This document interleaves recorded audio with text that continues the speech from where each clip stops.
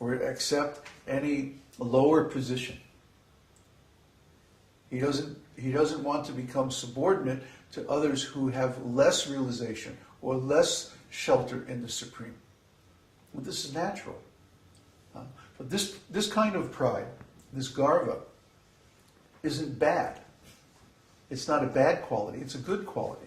And it's actually a source of transcendental ecstasy. So the symptoms of garva are disdainful speech, not answering another simply to amuse oneself.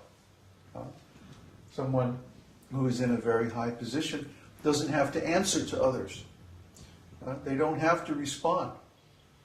Their position is not dependent on pleasing others. See?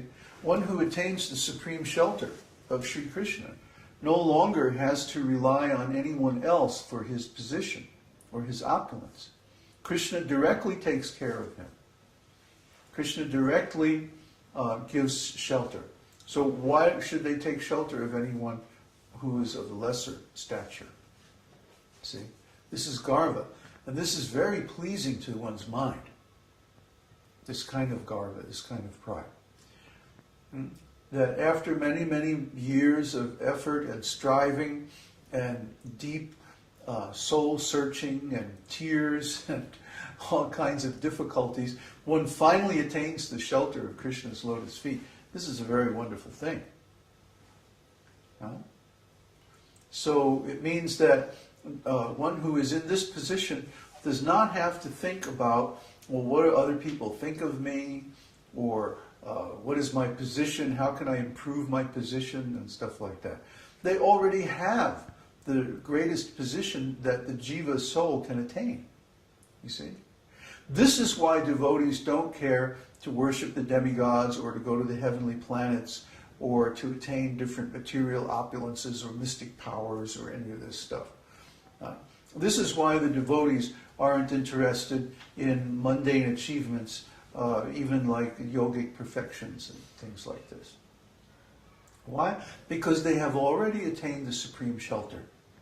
In the Bhagavad Gita, chapter 13, Krishna is talking about samadhi. And he says, one who has attained this thinks there is no greater gain. If someone attains something that's so wonderful that they think, well, there's nothing better than this, then they're not going to strive anymore.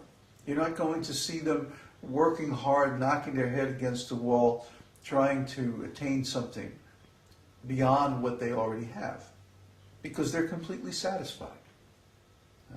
If you become completely satisfied, then you don't think, oh, I have to work very hard, get more and more and more.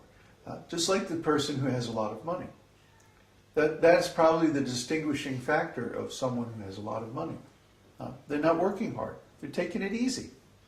Oh, if they have an opportunity for a good investment or something like that, they might pursue it. But they have lost that anxiety due to greed. That, oh, I need to increase my money. I still don't have enough money. When they finally get enough money, they feel like, okay, well, now let's just relax and enjoy life. So this is also the mood of someone who attains realization. You see the devotees striving very hard, getting up early in the morning, chanting many, many rounds of mantras and like studying the different scriptures and books very hard and like that. And this goes on for many, many years. But then when they finally reach self-realization, now I can take it easy. When I attained self-realization, it's like this enormous weight was taken off. I didn't feel driven anymore. That, oh, I'm lacking something, or I need something, or I have to work hard to attain something. It's like, oh, okay, I finally got there. This is great. That's garva. That's transcendental pride. Just like Srila Prabhupada, we often see pictures of Srila Prabhupada like this. Garva, transcendental pride. Let anyone try to defeat me. Huh? Try it. Come on. Because Prabhupada was rooted firmly in the transcendental consciousness. He's a Nitya Siddha. He didn't even have to attain Krishna consciousness. He was born Krishna conscious. Nitya Siddha. The sadhana siddhas, like myself, we have to work so hard. And then afterwards, we don't feel so pressured. Yet we're still working hard. Why? To help others attain the same thing. But there's a difference. It doesn't have that same kind of urgency. It can still be passionate. It can still be, we can still feel driven sometimes. But it's different when you're worried about your own state or well-being and when you're taking care of others. Like the patient who's suffering from a disease is in much more anxiety than the doctor who's treating that disease.